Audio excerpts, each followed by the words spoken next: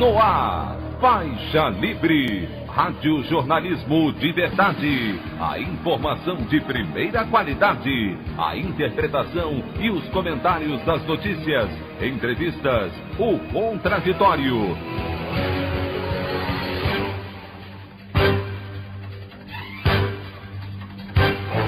Tudo para aproximar você cada vez mais da realidade do Brasil e do mundo. Apresentação: Anderson Gomes. Grupo de hackers expõe dados do presidente Jair Bolsonaro, seus filhos, ministros, empresários e políticos ligados ao governo. Dólar fecha em forte queda, alcança R$ 5,21 na menor cotação em quase 2 meses. Brasil volta a bater recorde de mortes em 24 horas por Covid-19, ultrapassa a marca de 30 mil óbitos e Bolsonaro diz que esse é o destino de todo mundo. Essas e outras notícias na edição desta quarta-feira, 3 de junho do ano de 2020 do programa Faixa Livre.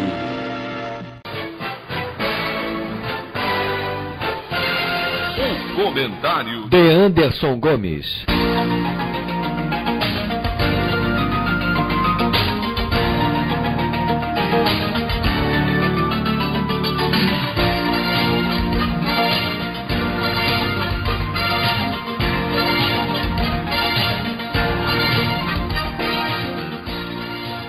Bom dia, ouvintes. Na noite da última segunda-feira, nós tivemos um episódio lamentável do vazamento de dados pessoais do presidente Jair Bolsonaro, seus filhos, ministros, empresários e políticos bolsonaristas. Algumas dessas informações já são públicas, como a declaração de bens, mas outras, como o telefone celular e endereço, que são privadas, também foram expostas. Os dados foram tornados públicos pelo grupo de hackers Anonymous Brasil em uma postagem numa rede social. Depois de excluir a publicação, o Twitter apagou o perfil do grupo, que já foi responsável pelo vazamento de informações de outras autoridades em ocasiões anteriores. Apesar da ação rápida em retirar o conteúdo das redes, milhares de pessoas tiveram acesso a ele. Alguns gaiatos até tentaram filiar Bolsonaro, atualmente sem partido, ao PT, mas ironicamente a filiação foi indeferida. O presidente e os demais envolvidos prometeram tomar medidas legais contra os hackers e o ministro da Justiça e Segurança Pública, André Mendonça, pediu à Polícia Federal a abertura de inquérito para investigar o caso. Segundo o ministro, as investigações vão apurar crimes previstos no Código Penal, na Lei de Segurança Nacional e na Lei de Organizações Criminosas. Entre as vítimas dos ataques estão, além do ex-capitão do Exército, o senador Flávio Bolsonaro, o deputado federal Eduardo Bolsonaro e o vereador Carlos Bolsonaro, o ministro da Educação Abraham Weintraub e a ministra da Mulher e Direitos Humanos Damares Alves, o deputado estadual Douglas Garcia, do PSL de São Paulo, e o empresário Luciano Hang, apoiador do governo. O presidente argumentou que o ato foi uma medida de intimidação. Além de ser uma atitude criminosa, esse tipo de vazamento não ajuda em nada no embate político que as forças democráticas enfrentam. Pelo contrário, só acirra os ânimos e oferece armas para o inimigo tentar mudar o foco, o que, aliás, é uma prática comum do bolsonarismo. Ele se utiliza de qualquer situação para desviar a atenção daquilo que realmente interessa, que é o ataque às instituições. A opinião do Faixa Livre. Bandeirantes, 1360. Estamos apresentando Faixa Livre. Fique em casa e defenda a educação, a saúde pública e a pesquisa brasileira. Seja solidário. A vida vale mais que os lucros. Uma campanha do Andes, Sindicato Nacional dos Docentes das Instituições de Ensino Superior. Voltamos a apresentar Faixa Livre. Estamos de volta, ouvintes, com o início da edição de hoje do programa Faixa Livre, que tem na sua produção a jornalista Celeste Sintra, auxiliada pela também jornalista Natália Moraes, tendo no comando do áudio o Francisco. Meu bom dia a todos. E meu bom dia também a você, que pode aqui participar nos enviando mensagens eletrônicas para o endereço ouvinte@programafaixalivre.com.br ou ainda registrando suas participações diretamente nas nossas redes sociais. No Facebook, nossa página é o Programa Faixa Livre. No Twitter e no Instagram, para deixar o seu recado, basta seguir os perfis @PGMFaixaLivre. Lembrando que as participações por telefone estão inviabilizadas, pois durante o período da pandemia do novo coronavírus, nosso programa está sendo gravado no dia anterior à sua veiculação. Pedimos desculpas aos nossos ouvintes que costumam interagir conosco desta forma, mas foi a maneira encontrada pela equipe do Faixa Livre para mantê-los informados sobre o que acontece no país e no mundo com essa nossa visão crítica e, ao mesmo tempo, preservando a saúde dos profissionais que levam o programa ao ar. O Faixa Livre pode ser acompanhado também pelo nosso aplicativo para celulares com sistema operacional Android. O nome do aplicativo é Programa Faixa Livre. Os ouvintes também têm acesso à transmissão pelo nosso site, o www.programafaixalivre.com.br, ou pela página da Associação de Engenheiros da Petrobras, a AEPET, uma das nossas entidades patrocinadoras, no www.aepet.org.br. Para quem perdeu alguma das edições ou quer ouvir novamente o Faixa Livre, os áudios das entrevistas e editoriais estão disponíveis no nosso podcast, nos aplicativos Spotify, Deezer e Castbox. E dando início às nossas entrevistas, eu cumprimento o professor de História Contemporânea da Universidade Federal Fluminense, Bernardo Kocher. Bernardo Kocher, bom dia. Bom dia, Anderson. Bom dia, ouvintes do Faixa Livre. Te agradeço, Bernardo, por mais essa entrevista aqui ao Faixa Livre. Bernardo, nós temos visto nos últimos dias um fenômeno necessário, mas que há muito não acontecia em país algum do mundo, provocado por uma onda antirracista. O assassinato do segurança negro George Floyd por um policial branco vem ocasionando uma série de protestos volumosos e diários em diversas cidades dos Estados Unidos, que já se espalharam também pela Europa e chegaram até o Brasil. Antes de nós analisarmos os efeitos desse episódio, Bernardo, eu gostaria que você contasse aqui para os nossos ouvintes um pouco da história da luta por igualdade racial no mundo e a sequência de situações que levou a essa insurreição no país norte-americano. Os problemas étnicos raciais que os Estados Unidos vivem hoje, já com extensão para a Europa e também aqui no Brasil, é decorrência direta do colonialismo europeu. Para dominar áreas, regiões, povos, países, os colonizadores acabaram por criar uma ideologia de inferioridade dos povos colonizados, dos povos dominados e explorados. Após a independência dos países, tanto no século XIX quanto no século XX, as elites brancas, que eram descendentes dos europeus, acabaram por dominar os novos países e reproduzir a ideologia e as práticas de discriminação racial, racismo. A palavra racismo, a rigor, é do século XIX, onde foi consagrada como uma ideologia com requintes de superioridade de argumentos que pretensamente demonstram que os homens brancos eram melhores, mais eficientes, conheciam o progresso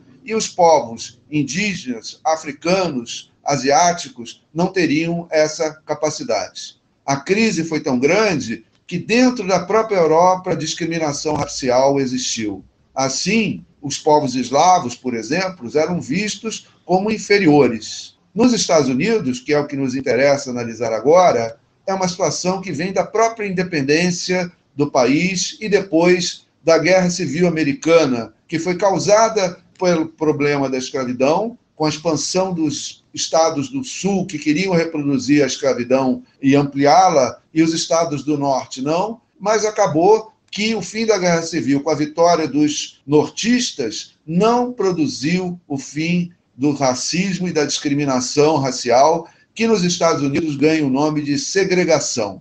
Esse problema explodiu pela primeira vez como uma grande crise política e social na década de 60. E aqui chamamos a atenção dos movimentos liderados por Martin Luther King, por Malcolm X e pelos Panteras Negras. Houve alguma melhora desde então, mas não a resolução do conflito e nem o aplacamento das tendências racistas nos Estados Unidos.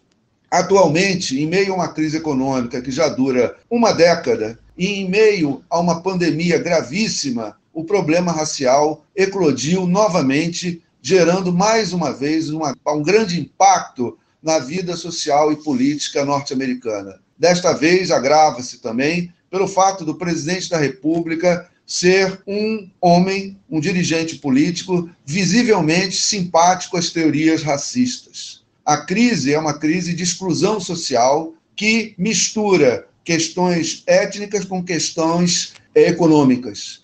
O racismo ajuda a economia americana a colocar uma grande massa de trabalhadores na posição de trabalhadores desqualificados profissionalmente, de recebedores de menores salários, despossuidores de direitos, entre eles a saúde pública. Nesse momento, o presidente norte-americano enfrenta uma difícil campanha eleitoral e as suas ações meio que incentivam a ação dos racistas. E, com isso, a crise política, que já é latente nesses 4 anos de administração Donald Trump, ela se amplificou, tornando o problema visível, gravemente visível, porque as próprias manifestações contra o presidente Trump, contra a violência policial que se perpetra contra os povos descendentes, dos afrodescendentes, encontram no governo central um alvo a ser atingido em meio à campanha eleitoral e em meio à pandemia. Daí a crise grave se tornar uma crise institucional, uma crise política e, talvez, anunciando um resultado eleitoral desfavorável ao presidente Donald Trump. Este, por sua vez, antes de tentar ser conciliador, ele dobra a aposta, dirigindo-se ao seu eleitorado branco, discriminador, racista, de classe média baixa, também exposto ao desemprego, que ele tem como o alvo da sua base eleitoral, que lhe deu a vitória nas últimas eleições presidenciais.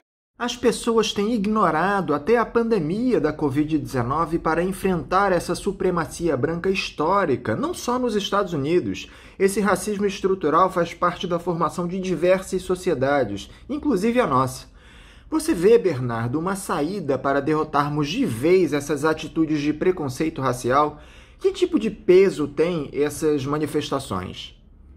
Bem, eu não creio que o racismo estrutural esteja pronto para ser superado. Ele está pronto para ser enfrentado. Isso tem ocorrido já há décadas. A falta de resultados no combate ao racismo nos Estados Unidos, na América Latina e mesmo na Europa, não é por falta de disposição, mas sim de condições objetivas para derrubá-lo. O racismo se misturou com o neoliberalismo e, de alguma forma, isso faz funcionar a economia, como nós já alinhamos um pouco na primeira resposta, de forma que os trabalhadores discriminados nacionalmente, etnicamente, religiosamente e outros tipos, de discriminação são os mais explorados, os que têm menor qualificação, os que têm menos direitos, os que estão mais vulneráveis à ação repressiva da polícia, dos países, das sociedades onde eles se enfrentam, e mesmo em países onde os povos originários, como, por exemplo, a Bolívia,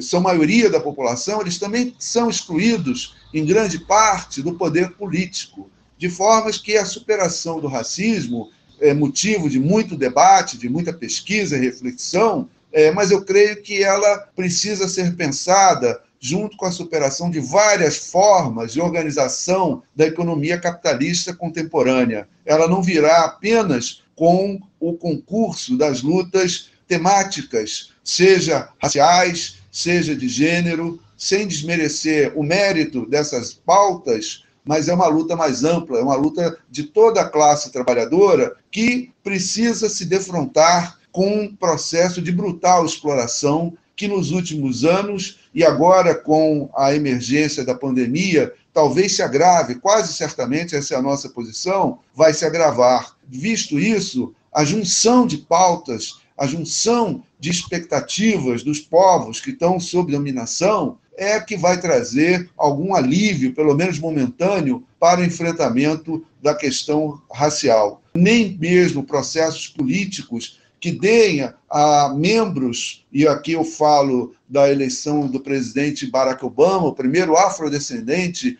a ser eleito como presidente dos Estados Unidos, nem isso trouxe um alívio para essa questão. Apenas um exemplo, nos Estados Unidos é o país que tem proporcionalmente a maior população carcerária do mundo, e dentro dessa população carcerária, a esmagadora maioria é de afrodescendentes. Isso é o racismo, isso é uma prática de racismo, e a presidência de Barack Obama não fez por onde melhorar a situação, e nem mesmo ele se dispôs a fazer isso. Então, é uma luta muito complexa e só tem um jeito de enfrentar esse problema realmente denunciando as manifestações, com todo o risco de ampliar a difusão do coronavírus. É o único caminho que se tem para se confrontar o problema étnico-racial de discriminação e racismo.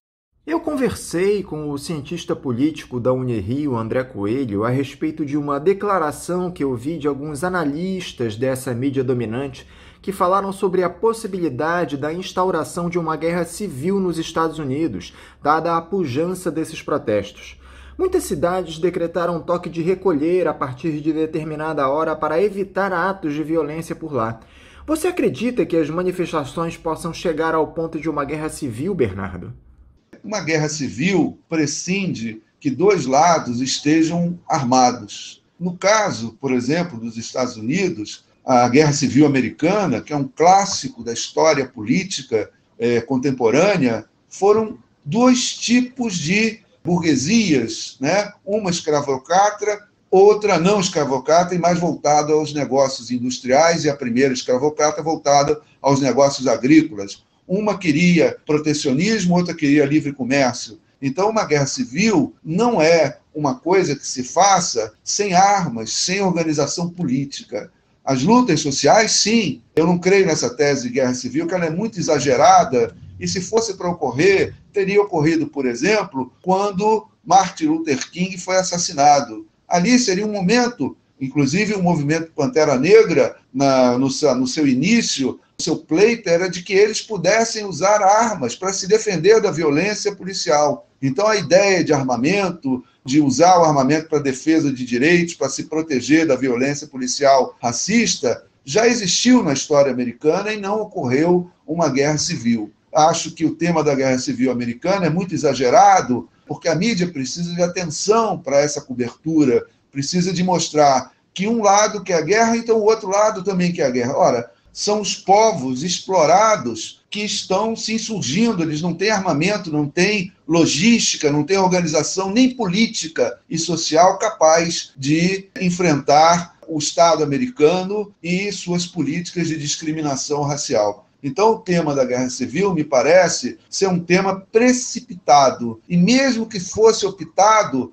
fazer uma guerra civil, é preciso levar em conta que o lado dos povos explorados e discriminados são constituídos de pessoas desempregadas, que têm necessidades prementes, excluídos de toda sorte de direitos, que não dão margem à defesa de interesses concretos de médio e longo prazo. O interesse é imediato. É, por exemplo, como se apresenta em várias manifestações, o fim da violência policial. Só isso já seria uma bandeira e já seria uma conquista razoável para a população afrodescendente nos Estados Unidos poder viver com alguma serenidade. Nós percebemos, Bernardo, nas imagens dos protestos, reações distintas de policiais. Enquanto alguns utilizam a revolta da população para agredir os manifestantes, outros entendem a necessidade de se lutar contra o preconceito e promovem gestos de apoio ao movimento. Aqui no Brasil, nós temos visto uma boa parte dos policiais alinhados a esses discursos fascistas do presidente Jair Bolsonaro. E lá nos Estados Unidos, também há uma defesa das forças de segurança a essa retórica autoritária? É possível fazer uma análise nesse sentido, Bernardo? Alguns poucos exemplos de conduta cidadã das Forças Armadas e policiais nas repressões aos movimentos sociais que ora estamos assistindo, não tiram desse grupo o seu papel central de manter a ordem em nome de interesses que dominam os estados. Isso daí é intrínseco à ação das forças policiais e forças armadas de uma forma em geral. Elas não são promotoras da integração social, nem se prestam a isso. Muito ao contrário, o objetivo é reprimir. Mesmo assim, o que se nota nessa última década no Brasil, isso é um pouco mais até visível, é a fasticização das polícias. Elas foram infiltradas com agentes e elementos que propagam uma ideologia autoritária, racista, com muita ênfase, com muita tensão, e que nesse momento de crise está aflorando de uma forma muito intensa, muito profunda, esse problema da repressão. O que ocorreu nos Estados Unidos, com o assassinato do rapaz, né, asfixiado por um policial, não é novo. O problema novo que ocorre é que esses atos estão sendo gravados, estão sendo registrados através de telefones celulares com muita facilidade e, ao mesmo tempo, sendo divulgados. Isso expõe o processo de tensão a limites nunca antes vistos.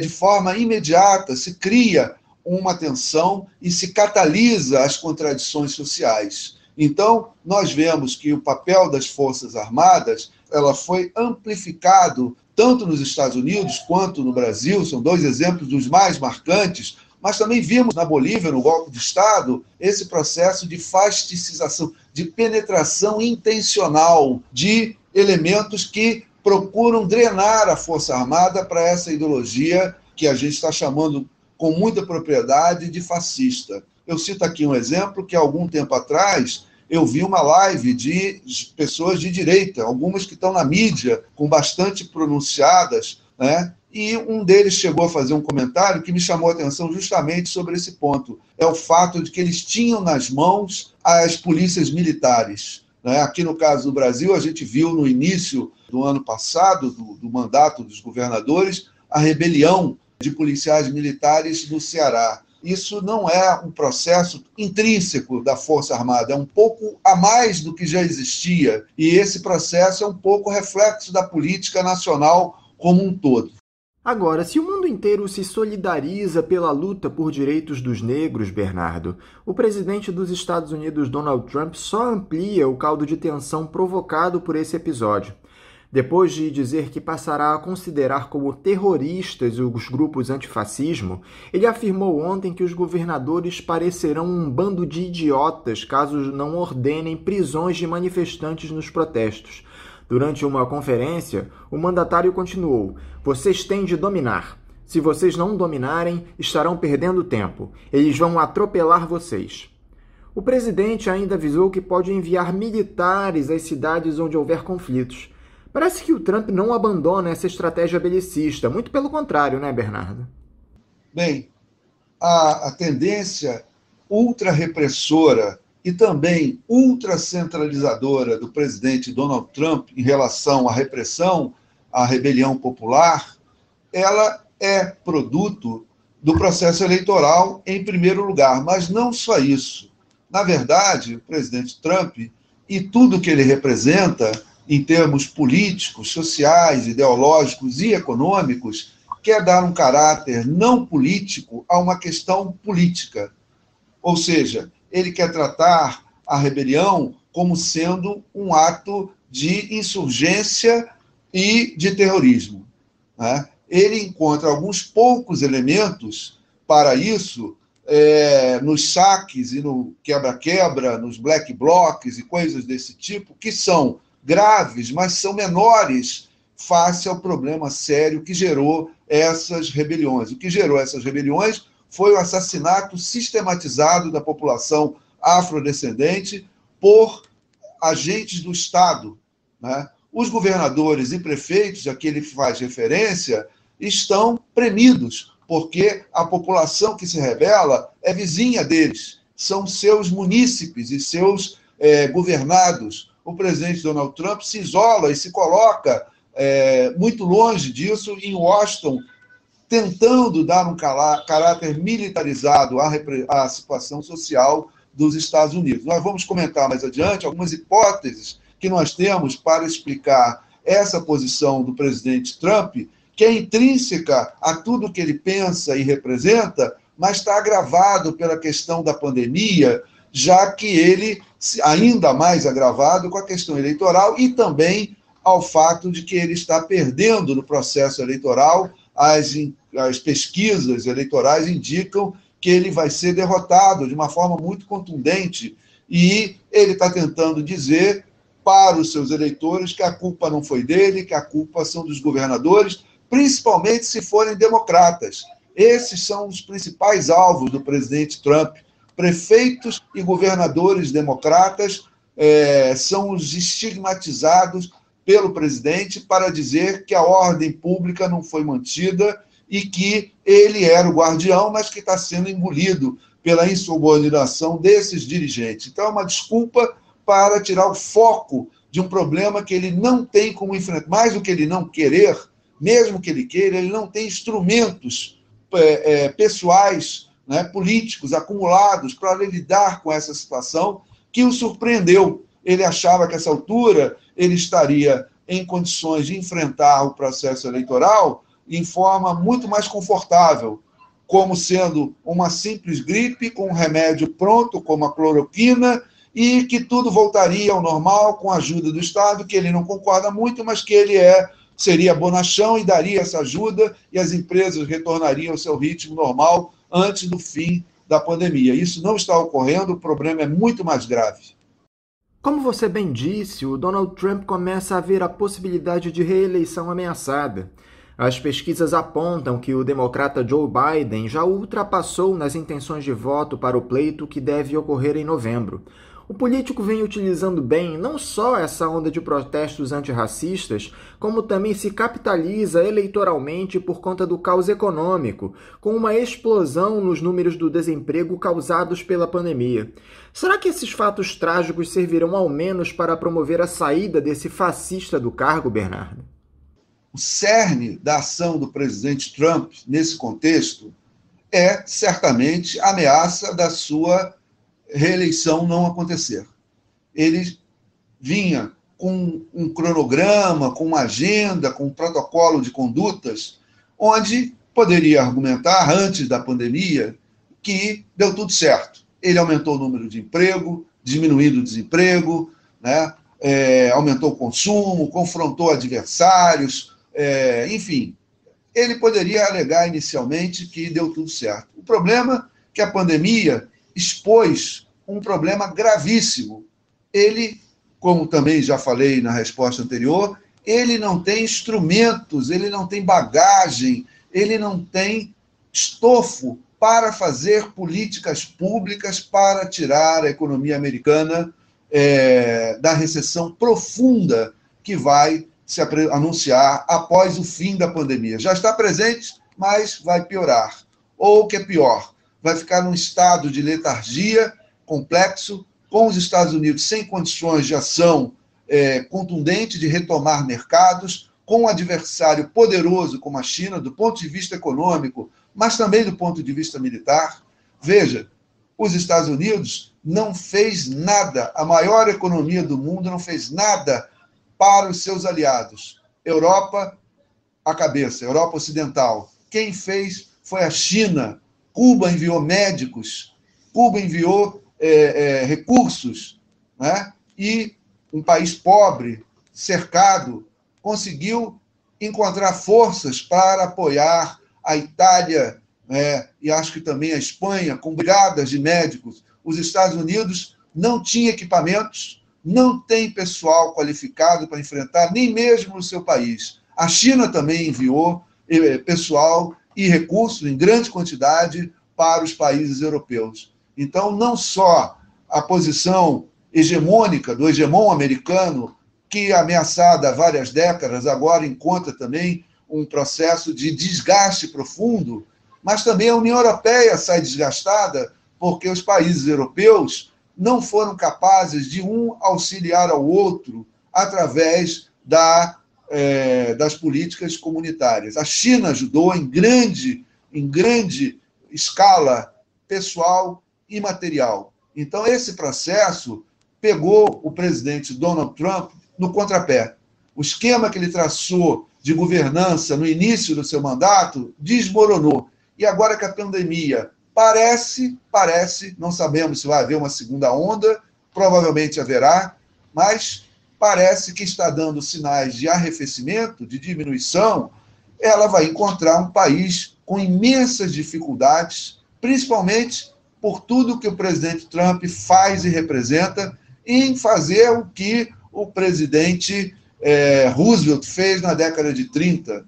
Ele foi precedido por um presidente republicano que se recusava a fazer a intervenção do Estado na economia, dizia que o mercado ia repor tudo no lugar de novo, era só esperar. E isso não ocorreu, a recessão foi se aprofundando, né? O presidente Hoover foi incapaz de dar respostas à crise de 29, que só veio acontecer, de fato, com a presidência longa do presidente Roosevelt. O Trump parece que pode ser o Hoover do século XXI. Enfrenta uma recessão com instrumentos de um liberalismo que ele se recusa a abandonar. De uma forma ou de outra, esta pode ser o fim, né? O fim do mandato único de Donald Trump. Agora, Bernardo, depois de tudo que vem acontecendo, é de se lamentar a saída de Bernie Sanders das prévias do Partido Democrata. Com essa proximidade que ele tem dos movimentos identitários nos Estados Unidos, não se abriria uma possibilidade para que ele rivalizasse com o Biden na disputa interna do partido? Essa pergunta que você faz é muito importante, porque a candidatura de Bernie Sanders, por ter uma agenda bem voltada para o povo excluído dos Estados Unidos, para a classe trabalhadora, teria muito melhores condições de, nesse momento de crise profunda, não só sanitária, mas também social e política, ele teria melhores condições de dialogar com a sociedade, com as demandas que vêm da população que sofre com racismo. O grande problema é que, quando ele desistiu da candidatura, em função da pandemia, ele já previa problemas sérios de governança do Estado americano em função da pandemia, ele abdicou da sua candidatura numa atitude que me pareceu, por um lado, sábia, porque um conflito a mais não ia acrescentar nada nesse momento, mas também um pouco derrotista, porque ele entregou o seu apoio sem cobrar nada de Joe Biden.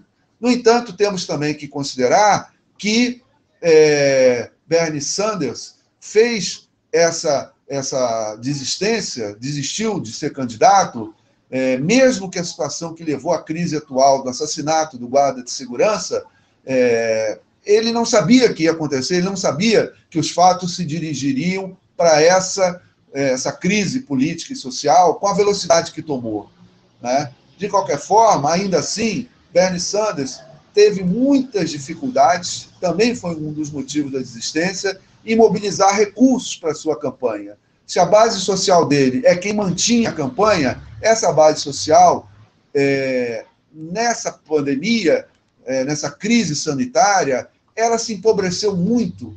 A possibilidade dele de ter contato com essa população, de se dirigir a ela, diminuiu muito. E os meios de comunicação ainda não são suficientes para superar a ação das ruas. Veja, a revolta não é nas redes nos Estados Unidos, a revolta é em cidades, cerca de 40, nas ruas das cidades, cerca de 40 cidades estão sob toque de recolher. Ou seja, a internet, os meios de comunicação eletrônicos não superam a pressão física das ruas sobre as autoridades políticas norte-americanas. Então, podemos ficar conjecturando sobre se foi prudente de Bernie Sanders desistir da sua candidatura, mas ele desistiu num contexto muito próprio. E infelizmente, esse contexto, não pela forma como ele desistiu, sem fazer exigências programáticas ao Joe Biden, acaba por enfraquecer a posição dele nesse momento. No momento, ele é apenas mais um líder social do processo político americano. Nessa relação entre Estados Unidos e China, o Donald Trump lançou uma dupla ofensiva contra os asiáticos no último fim de semana. Além do anúncio histórico de retirada do país da Organização Mundial da Saúde pela suposta proximidade da entidade com Pequim, a quem ele acusa de ter escondido a verdade sobre a pandemia de coronavírus, o Trump também investiu contra o governo chinês com a aprovação de uma nova lei de segurança nacional para impor o controle de Pequim sobre o território autônomo de Hong Kong. O mandatário ordenou que seja iniciado o processo para cortar a relação especial com o enclave, o que será um duro golpe para o mercado financeiro internacional e para a China. Como é que você analisa essas movimentações do presidente dos Estados Unidos contra essa outra superpotência no cenário geopolítico? Nós vemos que o argumento de Donald Trump é um argumento cruel, pusilânime, porque ele inculpa a China do seu sucesso econômico. Ele não considera que grande parte do sucesso econômico chinês não se deve apenas à ditadura ou ao comunismo, mas pelo fato de que nos anos 80 e 90, uma deliberada política do Estado americano, dirigido em grande parte da década de 80 e 90 por republicanos, e aqui eu me refiro ao período do chamado neoliberalismo, inaugurado pelo presidente Ronald Reagan em 1981, foram feitas opções de gestão da economia americana, e uma dessas gestões foi a diminuição dos custos de produção, mesmo que isso custasse o afastamento do capital industrial americano e do próprio processo produtivo dos Estados Unidos para o além-mar, onde haveria o controle da produção por outros países que só teriam um jeito, vender para o mercado americano, já que os Estados Unidos é um grande mercado consumidor, onde uma grande quantidade de riqueza, de bens e serviços, a maioria deles não, e agrícolas também, mas não industriais, faria a festa da economia americana. Seria uma nova forma de equilíbrio. Com isso, a economia americana descartaria a classe operária, uma fonte de problemas, de tensões, de fortalecimento do Partido Democrata, e a China absorveu. Isso não veio só dos Estados Unidos, veio também da Europa Ocidental. A China absorveu tecnologias, organizou o processo produtivo. Hoje, praticamente, todos os ramos do processo produtivo estão presentes na China, né? Em condições de produção, de produtividade, de preço abismais. A China foi responsável pela queda do preço dos produtos industriais e pela subida do preço dos produtos agrícolas. Uma tendência que nos anos 60 foi muito abordada pelos países do terceiro mundo como sendo a tendência da queda dos preços de produto de exportação, deterioração dos termos de troca. A China já fez uma revolução produtiva só com isso, só que ela continua fazendo a revolução produtiva. Agora, fez isso porque os Estados Unidos e a Europa Ocidental, em grande medida, abdicaram de processos industriais, desenvolvimentistas, achando que a sociedade pós-industrial, é um termo que é daí derivado, seria suficiente para manter as economias ocidentais em pleno funcionamento, gerando empregos, mesmo que se criasse uma taxa de desemprego estrutural elevada. Então, o que os americanos fazem, o presidente Donald Trump, é reclamar das suas próprias decisões, das decisões que foram tomadas pelos seus antecessores republicanos. Agora, eu acho que Inês é morta, porque enfrentar a capacidade produtiva chinesa é algo impensável. A capacidade produtiva chinesa em todos os ramos da produção, a internet está cheia de documentários de viajantes que mostram mercados, indústrias. Eu creio que enfrentar essa potência industrial é algo que, a essa altura, não vai ser de todo bem sucedido.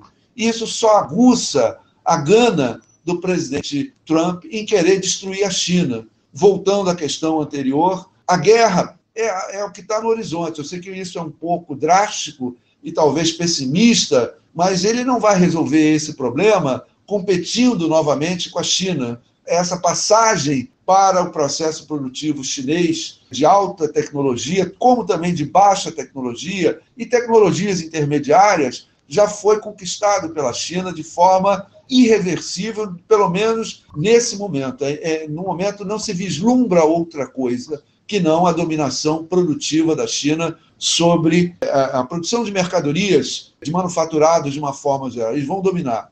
Então, uma nova estratégia econômica deveria incorporar altíssima tecnologia, deveria incorporar bem-estar social, deveria incorporar uma série de fatores que os republicanos e Donald Trump à cabeça são contrários. Então, a chance de insucesso me parece ser certa, ser absoluta. E o clima de tensão, ao invés de um clima de negociação e de transformação mútua dentro de um ambiente multilateralizado de relações, onde novas regras econômicas, comerciais principalmente, pudessem sustentar um novo ciclo de crescimento econômico, isso não está no horizonte do presidente norte-americano. Eu creio que até dos democratas isso não está no horizonte, porque o que foi feito pelos republicanos liberais a partir dos anos 80 não foi desfeito pelos democratas norte-americanos, pelo Partido Democrata.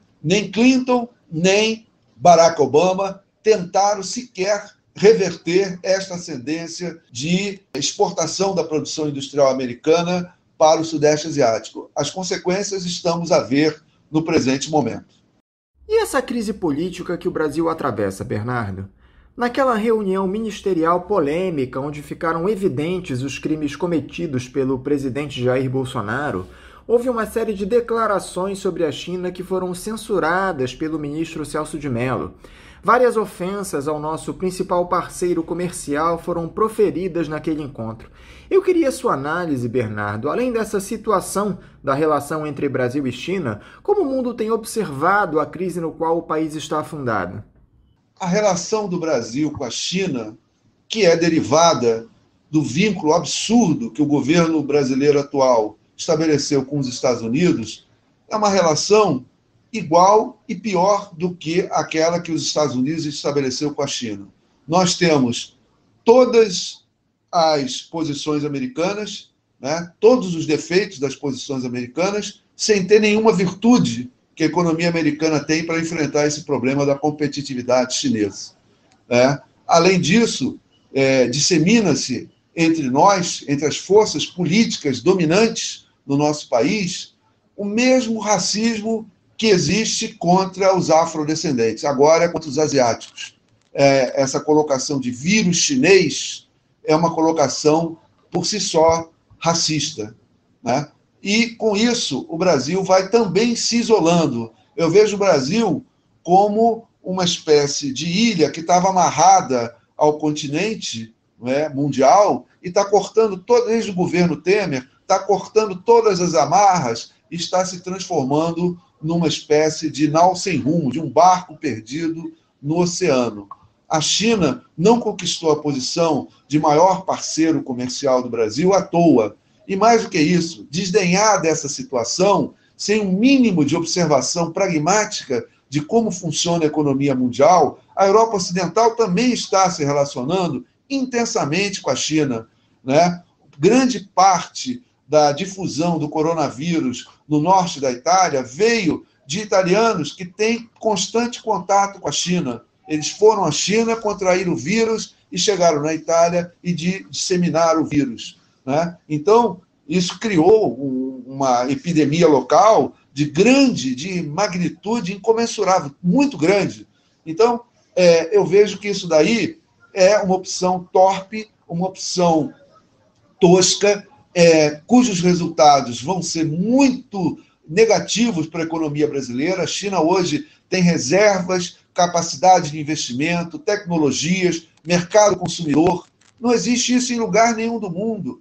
Todos os países estão se relacionando com a China, mesmo os Estados Unidos, aproveitando brechas dadas pelo governo brasileiro em se desentender com a China, ocupou espaços no mercado chinês, ocupou fatias de mercado chinês, com os chineses comprando produtos agrícolas norte-americanos por um acordo comercial que visivelmente deslocou a posição brasileira. Então eu pergunto, onde nós vamos conseguir divisas, onde nós vamos conseguir tecnologias, investimentos. Lembro aqui que o atual governo fez uma clara política de brecar a privatização da Eletrobras, porque o único comprador no mercado internacional eram empresas chinesas. Ou seja, são opções ideológicas que tanto foram criticadas com os governos anteriores de esquerda, agora estão sendo aplicadas numa risca ainda maior, mais intensa. Então eu vejo que esse problema vai ser um grande problema para o nosso país, não porque se cria uma situação irremediável. Não creio. Um outro governo que assuma, qualquer um menos esse, mesmo o vice-presidente da República, eu creio que vai contornar esse problema. Mas enquanto ele não é contornado, há perdas materiais substantivas, há espaços que estão sendo ocupados. Compradores e vendedores para a China estão se posicionando. Depois, para ocupar esse espaço novamente, vai demorar muito tempo. É uma política comercial, principalmente, mas não exclusivamente, que foi construída ao longo de muito tempo. Se inicia com o presidente Geisel, em 1974, que reconheceu a República Popular da China, e não Taiwan, como legítimo representante do governo do povo chinês. E, logo em seguida, a China continental entrou para o Conselho de Segurança da ONU. Né? Então, veja, entrou para a ONU, não sei exatamente se foi o Conselho de Segurança. Então, nós estamos numa sinuca de bico criado pelas próprias autoridades brasileiras, e isso vai empobrecer o nosso país no momento de crise. Vai empobrecer profundamente, e eu não vejo solução para isso, senão a remoção desse governo, ou dificilmente ele vai mudar de opinião. Só quando houver outro governo que nós vamos conseguir nos relacionar de forma civilizada com os demais países do sistema internacional. Bernardo Kocher, muito obrigado por conversar novamente conosco aqui no Faixa Livre. Eu desejo a você um bom dia e deixo o meu abraço. Bem, Anderson, para você e os ouvintes do Faixa Livre, um bom dia e até a próxima oportunidade. Conversamos aqui com o professor de História Contemporânea da Universidade Federal Fluminense, a UF, Bernardo Kocher. Vamos agora ao nosso primeiro intervalo. Voltaremos daqui a pouco. Fique em casa e defenda a educação, a saúde pública e a pesquisa brasileira. Seja solidário. A vida vale mais que os lucros. Uma campanha do Andes, Sindicato Nacional dos Docentes das Instituições de Ensino Superior. Voltamos a apresentar Faixa Livre. E agora eu cumprimento a diretora da ACBGE, Sindicato Nacional, Dione Oliveira. Dione Oliveira, bom dia. Bom dia a todos e todas ouvintes do programa Faixa Livre. Bom dia, Anderson. É um prazer enorme estar aqui novamente no programa, representando a ACBGE, Sindicato Nacional. Dione, novamente eu quero te agradecer por conversar conosco aqui no Faixa Livre. Dione, ainda que o momento não enseje celebrações, temos esse presidente irresponsável e autoritário que ameaça o país com uma nova ditadura, é necessário lembrarmos o aniversário de um importante órgão na história do país. No último dia 29, o Instituto Brasileiro de Geografia e Estatística, o IBGE, completou 84 anos de história e bons serviços prestados na produção de dados para a elaboração de políticas públicas no país. Eu queria primeiro te parabenizar, Dione, enquanto servidora do IBGE, e gostaria também que você falasse um pouco aqui para os nossos ouvintes sobre a importância do Instituto para o Brasil.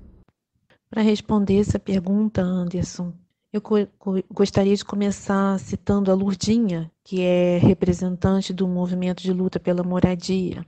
E ela disse assim uma vez para nós: o IBGE é a parte boa do Estado, que entra nas comunidades, querendo saber quantos somos, vivemos, moramos, como estamos.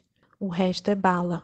Eu acho que é muito reveladora essa frase da Lurdinha para dizer o que é o IBGE, né? Porque distribuído em todo o território nacional com tal capilaridade, o IBGE ele vai onde tem que ir para saber exatamente isso, quantos somos, como vivemos, e a partir disso, como se desloca, e a partir disso ter capacidade de providenciar todo um conjunto de informações que permita à sociedade, os seus governantes, a delinearem políticas para melhorar as condições de vida da população.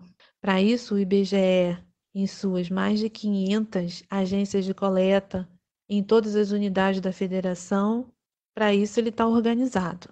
É difícil dizer quantificar toda a nossa produção, mas se a gente abre a página do IBGE, vê a quantidade de divulgações que ocorrem mensalmente. Se for fazer uma conta superficial, dá quase 200 divulgações no ano. Isso sem falar, isso no ano normal, que não seja um ano de censo. Então, é um volume muito grande de informações acerca da sociedade, do território, pesquisas cuja unidade de investigação é a pessoa, o domicílio, a empresa, o município, o estado. São indicadores sínteses, como indicadores de contas nacionais, que tem no PIB o seu maior representante, mas são também indicadores ambientais, sobre o território, que falam sobre o fluxo das pessoas, fala sobre a cartografia. Então, é um conjunto super variado de informações sobre as pessoas, sobre o país, sobre o território. Informações que são insubstituíveis, informações públicas, disponíveis para todos, gratuitas, disponíveis na internet para todo mundo acessar. Isso que faz do IBGE um instituto público e acessível a todos os brasileiros, e de tamanha importância para a mudança da realidade e para a democracia. Quais você enxerga, Dione, como os desafios que o IBGE terá pela frente nos próximos anos, considerando esse desmonte que o Instituto vem sofrendo durante o governo de Jair Bolsonaro? Sim, Anderson, o IBGE tem muitos desafios. Como parte do Estado, a gente tem um desafio macro de combater a política fiscalista procíclica do governo Bolsonaro, que impõe, junto com a emenda constitucional 95, sérias restrições ao serviço público, que no nosso caso limita a nossa capacidade de fazer pesquisa, e o maior exemplo é o Censo Demográfico 2021, que apesar de adiado, não está garantido por falta de orçamento. Essa política também limita a realização de concursos, que são fundamentais para a renovação da nossa força de trabalho, comprometida, independente, com todas as garantias de defesa das metodologias, dos resultados. Além disso, a gente precisa que o IBGE tenha condições de atuar realmente como coordenador do Sistema Estatístico Nacional. Esse episódio do acesso aos cadastros de telefonia é um exemplo disso.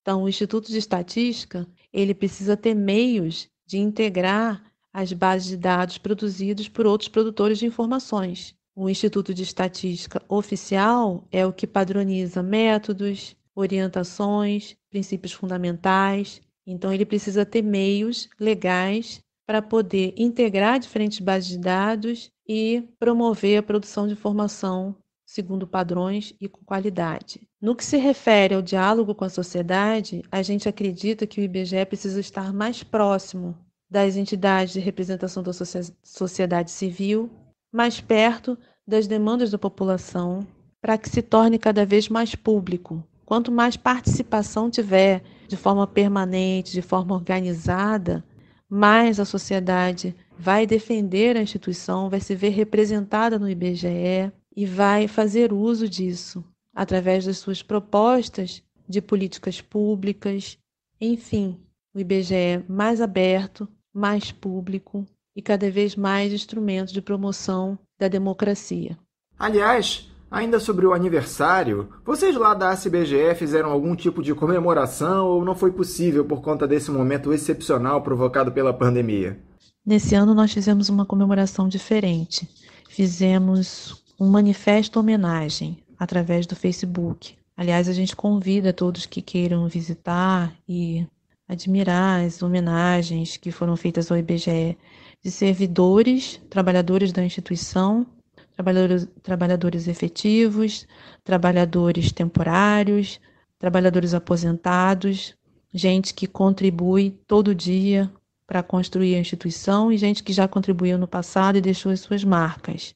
Esse manifesto homenagem também contou com a participação de vários colegas de fora da instituição, pesquisadores, usuários, representantes de diferentes instituições, de universidades, de conselhos, de associações de pesquisadores, representantes de diferentes movimentos sociais, de defesa de indígenas, quilombolas, Tortura Nunca Mais, tivemos representantes do IBASE.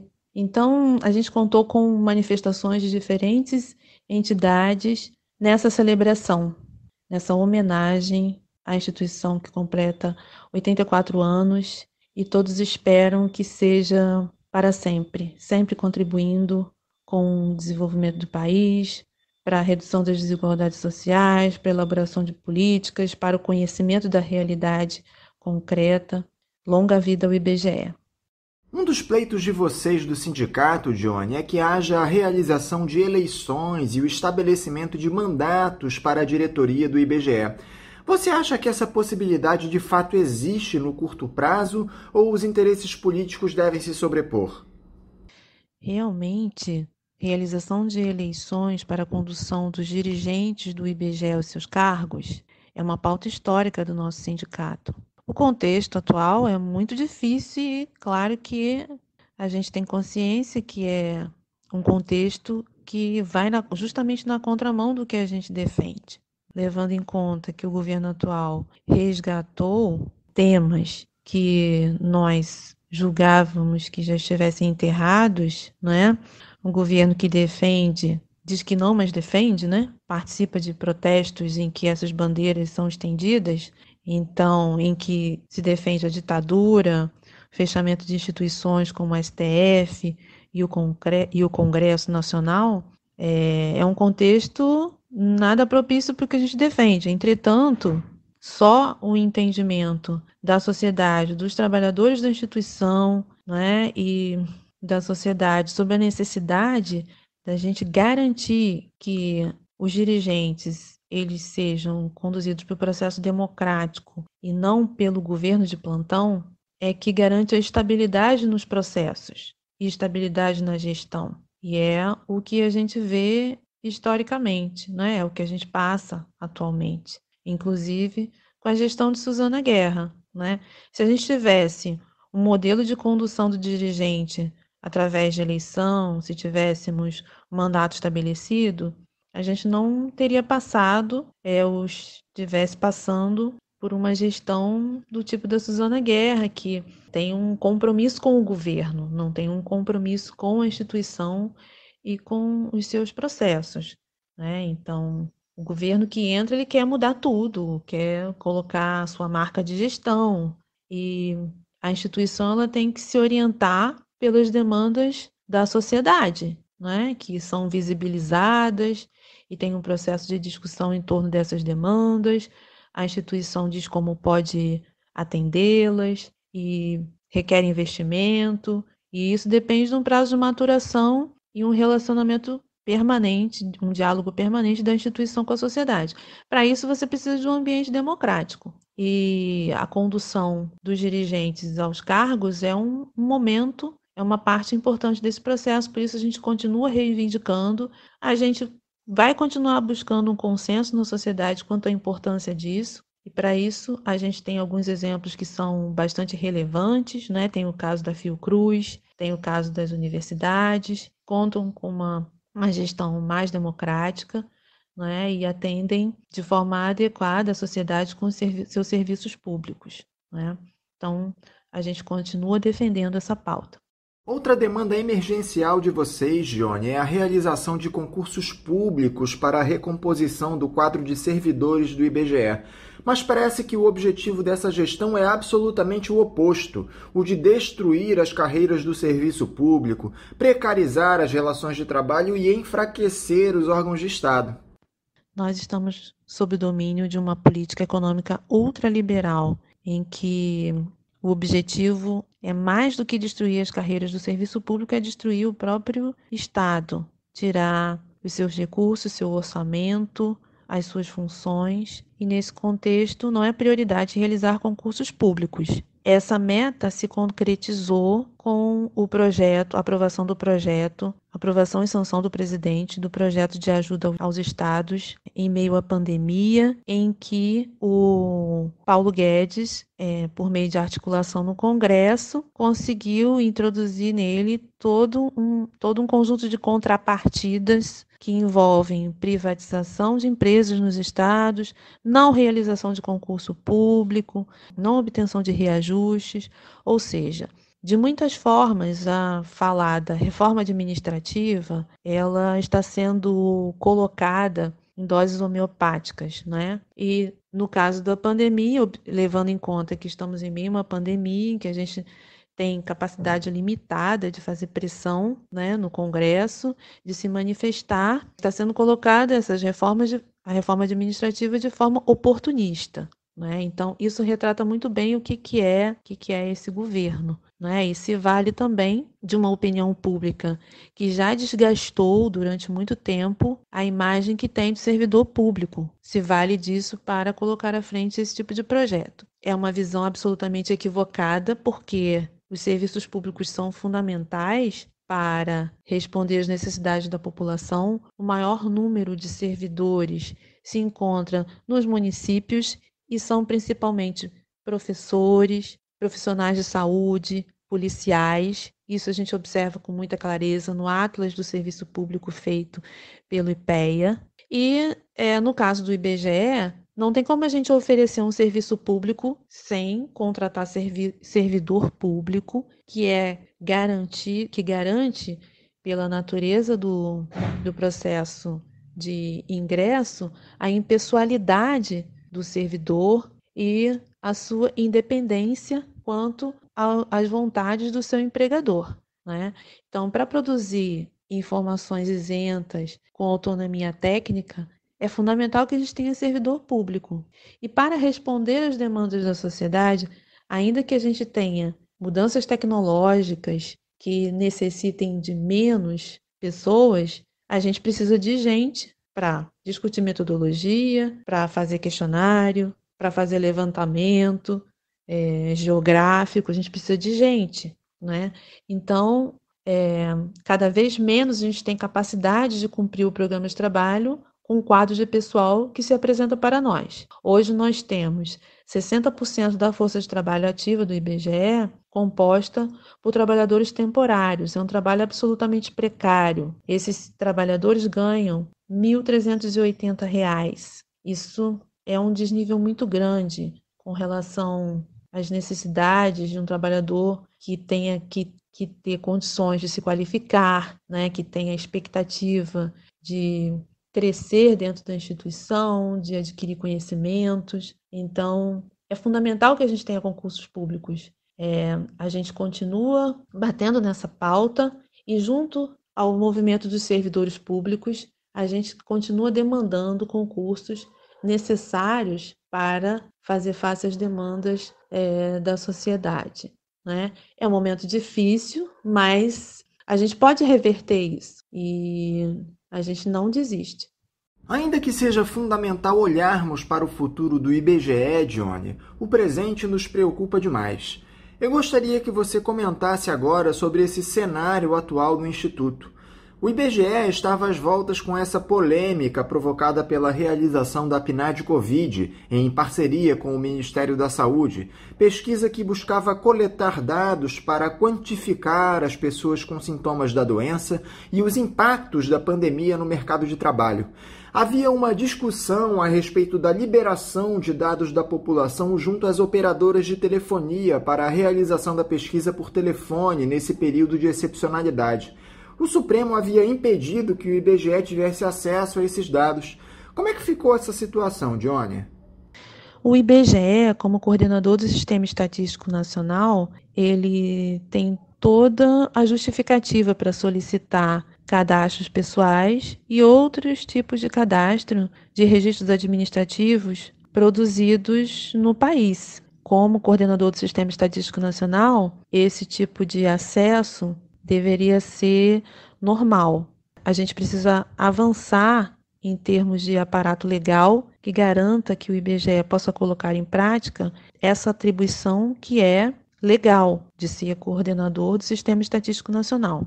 Infelizmente, o IBGE não conseguiu explicar com clareza para a sociedade por que precisava desse cadastro, como utilizaria, quais são as medidas de segurança colocadas em prática para que fosse garantido o sigilo dessas informações cadastrais. Isso não ocorreu, mas essa solicitação é absolutamente pertinente. Por parte do sindicato, a gente segue fazendo um apelo à direção do IBGE para que dialogue melhor com a sociedade, que converse com a OAB, com a Anatel, com as operadoras, porque o STF ainda não julgou o mérito dessa medida provisória. E, além disso, podem ocorrer muitas outras situações em que o IBGE demande cadastro, bases de dados que estejam resguardados pelo sigilo. A Lei de Proteção de Dados é uma realidade, então a instituição precisa se adequar a isso e explicar melhor as suas necessidades, a função desses cadastros para finalidade estatística. Então a gente segue fazendo esse apelo à direção do IBGE para que se abra maior diálogo com as instituições e com a sociedade. E a respeito do censo demográfico? Nós tivemos o adiamento da pesquisa para o ano que vem por conta dessa emergência provocada pela Covid-19, com a impossibilidade da realização de coleta de dados presencial. Com essa postergação do censo, Johnny, você acha que ainda dá para lutar pela liberação de verbas no montante que o IBGE pleiteou para que as pesquisas sejam realizadas na sua integralidade, ou vocês não têm mais essa esperança quanto a isso? Sob a vigência da Emenda Constitucional 95, que é a emenda do teto do gasto, a situação do orçamento a cada ano fica pior. O orçamento público ele vai ficar cada vez mais estrangulado.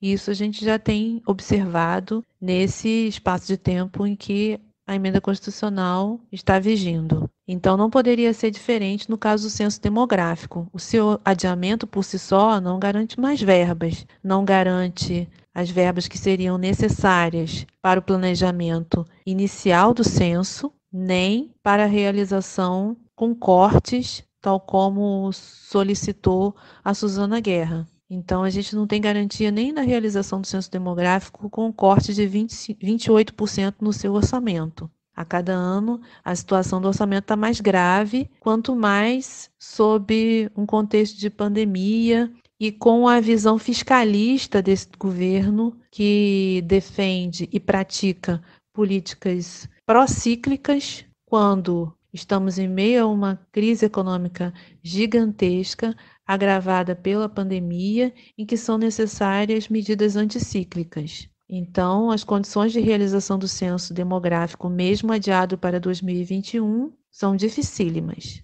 Então, seguindo o curso do debate do orçamento, a gente vai novamente se inteirar sobre essas condições e agir na medida do possível na defesa da realização do censo demográfico. Essa operação que a gente considera que é uma das mais importantes para o Brasil, é a única possibilidade de se conhecer os municípios brasileiros, a única possibilidade de ter informações tão fundamentais para a realização de políticas públicas no nível municipal, políticas habitacionais, política de saúde, política educacional, que a gente precisa tanto e a gente está vendo agora com essa calamidade que é a pandemia do Covid-19, o quanto são necessárias políticas públicas direcionadas para o atendimento à população, o quanto a gente depende do SUS e, infelizmente, ele tem também sofrido com a redução do orçamento não de hoje, e isso impacta na vida de todas as pessoas. Então, a gente vai continuar demandando orçamento para o censo demográfico 2021. Dione Oliveira, muito obrigado por mais uma vez conversar conosco aqui no programa. Eu novamente te parabenizo pelo aniversário do IBGE e te desejo um bom dia de trabalho e um abraço. Em nome da CBGE e em nome dos IBGianos também, gostaria de agradecer a oportunidade de participar mais uma vez do programa Faixa Livre. Conversamos aqui com Dione Oliveira. Ela é diretora do ACIBGE, Sindicato Nacional. Vamos agora a mais um intervalo. Daqui a pouquinho voltaremos. Fique em casa e defenda a educação, a saúde pública e a pesquisa brasileira. Seja solidário. A vida vale mais que os lucros. Uma campanha do Andes, Sindicato Nacional dos Docentes das Instituições de Ensino Superior. Voltamos a apresentar Faixa Livre. Estamos de volta, ouvintes. Eu conversei com vocês no programa de ontem a respeito da publicação de uma série de manifestos no último final de semana sobre esse processo que o Brasil atravessa atualmente de recrudescimento dos discursos autoritários e uma reação a favor da democracia de um conjunto de personalidades da sociedade civil, juristas, e justamente um desses manifestos, assinado por uma série de advogados e juristas brasileiros, denominado Basta, nos chamou muito a atenção. É um texto de extrema importância e eu agora gostaria de passar a leitura dele para vocês ouvintes. Diz o texto: Basta! O Brasil, suas instituições, seu povo não podem continuar a ser agredidos por alguém que, ungido democraticamente ao cargo de presidente da República, exerce o nobre mandato que lhe foi conferido para arruinar os alicerces de nosso sistema democrático, atentando a um só tempo contra os poderes legislativo e judiciário, contra o Estado de Direito, contra a saúde dos brasileiros, agindo despudoradamente à luz do dia, incapaz de demonstrar qualquer espírito cívico ou de compaixão para com o sofrimento de tantos. Basta! A Constituição Federal diz expressamente que são crimes de responsabilidade os atos do presidente da República que atentem contra o livre exercício do poder legislativo, do poder judiciário, do Ministério Público e dos poderes constitucionais das unidades da Federação e contra o cumprimento das leis e das decisões judiciais, artigos 85, incisos 2º e 7º. Pois bem, o presidente da República faz de sua rotina um recorrente ataque aos poderes da República, afronta-os sistematicamente. Agride de todas as formas os poderes constitucionais das unidades da Federação, empenhados todos em salvar vidas. Descumpre leis e decisões judiciais diuturnamente porque, afinal, se intitula a própria Constituição. O país é jogado ao precipício de uma crise política quando, já imerso no abismo de uma pandemia que encontra no Brasil seu ambiente mais favorável, mercê de uma ação genocida do presidente da República. Basta! Nós, profissionais do direito, dos mais diferentes matizes políticos e ideológicos, os que vivem a primavera de suas carreiras, os que chegam ao outono de suas vidas profissionais, todos nós temos em comum a crença de que viver sob a égide do direito é uma conquista civilizatória. Todos nós temos a firme convicção de que o direito só tem sentido quando se for promotor da justiça. Todos nós acreditamos que é preciso dar um basta a esta noite de terror com que está se pretendendo cobrir este país. Não nos omitiremos e temos certeza de que os poderes da República não se ausentarão. Cobraremos a responsabilidade de todos que pactuam com essa situação na forma da lei e do direito, sejam meios de comunicação, financiadores, provedores de redes sociais. Ideias contrárias ao Estado e ao direito não podem mais ser aceitas. Sejamos intolerantes com os intolerantes. É o que diz esse manifesto assinado por centenas de juristas e agora nós vamos entrevistar um deles. É justamente a advogada criminal Maíra Fernandes. Maíra Fernandes, bom dia. Bom dia, Anderson. Um prazer enorme estar com vocês aqui do programa Faixa Livre da Bandeirantes novamente. Maíra, muito obrigado por mais essa entrevista aqui ao Faixa Livre.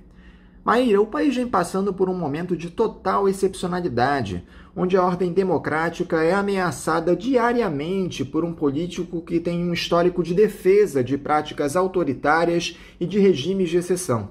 O presidente Jair Bolsonaro é o maior adversário que os defensores da liberdade no Brasil enfrentam neste momento. Por conta disso, nós temos visto uma série de iniciativas de movimentos antifascistas que congregam políticos, artistas, acadêmicos e demais personalidades da sociedade civil. Um desses movimentos, formado por juristas, divulgou no último final de semana um importante manifesto que eu acabei de ler aqui no nosso programa, denominado Basta, do qual você, Maíra, é signatária. Antes de nós tratarmos das questões atinentes a essa crise que o país atravessa, eu gostaria que você falasse aqui para os nossos ouvintes sobre a importância desse tipo de iniciativa de juristas em torno da defesa de um Brasil livre do fantasma da ditadura. Pois é, Anderson, a situação é muito grave. Por isso, mais de 600 nomes do direito assinaram esse manifesto, né, que nós intitulamos Basta, justamente contra esses crescentes atos do presidente contra os poderes da República. Isso é muito, muito grave. Ele, como nós dizemos no manifesto, ele agride de todas as formas possíveis os poderes constitucionais. Isso vai muito além de aprovar ou desaprovar a atitude, os atos políticos, a forma de condução política de um presidente da República. Então, esse manifesto ele reúne nomes dos mais variados aspectos políticos. Há pessoas que se apresentam como sendo de direita, de esquerda, de centro. Na verdade, o que une os profissionais do direito nesse manifesto é a defesa da democracia, dos poderes constitucionais, do poder judiciário, do poder legislativo, né, do respeito aos poderes constituídos e à nossa Constituição Cidadã, que realmente está sob ameaça fortíssima com esses desmandos de um presidente da República que descumpre leis e decisões judiciais sistematicamente. Né? Há uma passagem do manifesto em que nós falamos que ele se intitula a própria Constituição. É isso, né? É o que ele acha que tem como poder como presidente da República, mas não é isso. A atuação dele como presidente da República, ela é também limitada pela Constituição Federal, e é isso que a gente tenta demonstrar nesse manifesto que reúne mais de 600 nomes do direito que ora concordam politicamente, ora discordam politicamente, mas que têm em comum a defesa da democracia e das instituições. Como é que foi proposto esse manifesto, Maíra? De onde surgiu essa iniciativa? Quem deu a ideia? Quem elaborou o texto? O manifesto foi escrito por advogados, foi capitaneado, né, organizado inicialmente por advogados de São Paulo, tanto que os primeiros nomes que aparecem na lista são predominantemente São Paulo, mas depois foi se espalhando por diversos estados da federação. Nós vemos aí grandes colegas de vários estados. Eu não participei da redação exatamente, então deixo de nomear as pessoas que eu sei que participaram da redação sob pena de cometer injustiça, porque pode ter mais alguém que tenha participado da redação e eu não saiba, não consiga me lembrar agora, porque realmente eu, quando recebi o convite para assinar o manifesto, já recebi com o texto pronto. Então não posso, embora certamente me orgulharia muito de ter escrito o texto, faço minhas as palavras do texto e por isso assino embaixo literalmente, né? Como se fosse eu própria uma das redatoras, mas quando recebi o texto já estava escrito. E recebi como o convite para assinar de 2 grandes colegas que assinam o texto, com os quais eu já militei lado a lado em diversas defesas, como a defesa da democracia, do Estado Democrático de Direito, do respeito às prerrogativas profissionais, do respeito à paridade de armas entre acusação e defesa, que são o Pier Paulo Cruz Bottini, advogado em São Paulo, e o Juliano Breda, advogado no Paraná, que são colegas advogados criminalistas que eu muitíssimo admiro e que me enviaram um manifesto quase simultaneamente. Eu recebi mensagem de ambos perguntando se eu assinaria, e eu, quando li, me identifiquei completamente com o teor, é realmente o que eu gostaria de dizer, e realmente é hora de dizer que não aguentamos mais esses desmandos autoritários, né? Não é momento de ficar de braços cruzados, é hora de nos manifestarmos. Então, esse manifesto, ele reúne advogados dos mais variados, as mais variadas áreas do direito, né? Nós temos criminalistas, mas também temos constitucionalistas, né? Nós temos várias pessoas ali com grande expressão em diversas áreas e que, em comum, como dito, tem esse apreço pela democracia e que realmente acham que é importante se manifestar, não permanecerem calados, né, diante desses desmandos. Agora, você sabe se algum jurista que tenha sido procurado por vocês se recusou a assinar esse manifesto, Maíra? Não sei de nenhum jurista que tenha sido procurado pela equipe redatora ou pela equipe que buscou nomes. De fato, não sei. E as pessoas com as quais eu falei, todas ficaram muito favoráveis ao manifesto.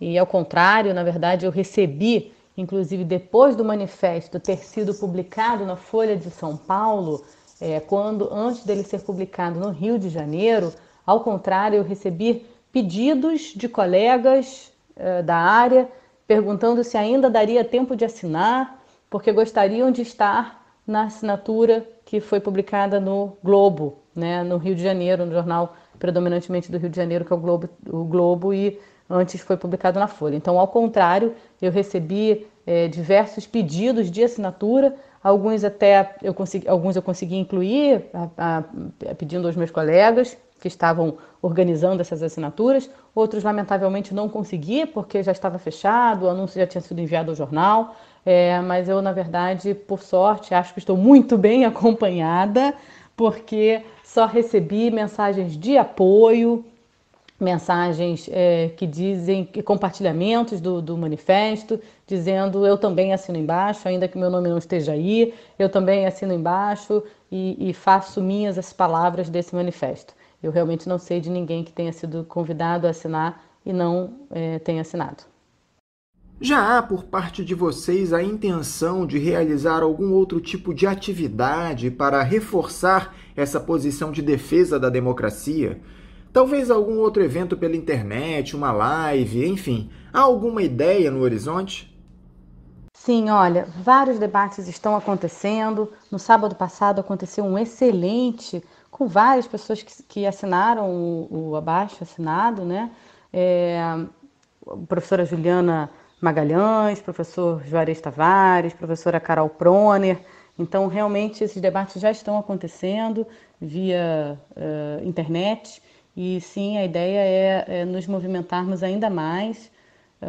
Nós sabemos que outras áreas também, vocês já devem ter mencionado, não só do direito, né, os artistas estão se mobilizando, tem ocorrido uma mobilização de toda a sociedade, de todas as áreas, né, profissionais e tudo mais. Então, em alguma medida, nos unirmos também a esses outros saberes pode ser bem importante para mostrarmos para a população, de modo geral, o perigo desse momento, né? O quanto realmente não dá para nós ficarmos de braços cruzados. É hora de nos movimentarmos e pensarmos estratégias para defender a democracia. Maíra, como é que nós podemos fortalecer as instituições no país, especialmente o judiciário, diante desses ataques que são proferidos justamente por aquela figura que deveria protegê-las? Como a sociedade civil pode agir diante de tudo que vem acontecendo para reforçar a defesa das instituições? Como a sociedade pode ajudar? A sociedade pode ajudar se unindo a esse tipo de movimento. Fizemos o movimento do direito, mas pode ser o movimento dos artistas, dos profissionais de comunicação, dos professores, dos geógrafos, dos fotógrafos e por aí vai. A gente precisa mostrar que a sociedade está toda engajada em uma frente ampla pela democracia. Acho que é esse o discurso, é essa a palavra de ordem, é isso que nos une, independentemente de eventuais divergências políticas. Esse manifesto, repito, é uma ação coletiva, né? Um monte de gente ajudou na construção disso. E os próximos passos, nós falamos agora há pouco sobre os próximos passos e eu me lembrei que, na verdade, como próximos passos, nós queremos fazer uma grande reunião com diversas entidades para não deixar esse movimento morrer, tá? Talvez uma junção com outros grupos para formar uma frente ampla. Eu penso que é essa a palavra de ordem. As eventuais divergências políticas têm que ser deixadas de lado agora para fazermos um discurso uníssono em defesa da democracia, porque é isso que está em pauta, é isso que está em risco. O Brasil já viveu um passado ditatorial em um momento muito próximo e não pode repetir. De todos esses discursos e essas atitudes do presidente e de seus aliados, Maíra, qual você considera a mais preocupante ou a que mais ameaça a ordem democrática no país? Sem dúvida, o que eu considero mais grave é o uso da opinião pública para criminalizar e subjugar os demais poderes da República. Esse é talvez o maior perigo do momento nessas manifestações do governo Bolsonaro, e podem ser extremamente perigosas e requerem, sem dúvida, a nossa atenção. Agora, como é que você tem visto o posicionamento do Supremo Tribunal Federal diante das ameaças do bolsonarismo? Para te ser sincero, Maíra, eu venho falando isso com os nossos comentaristas esses dias.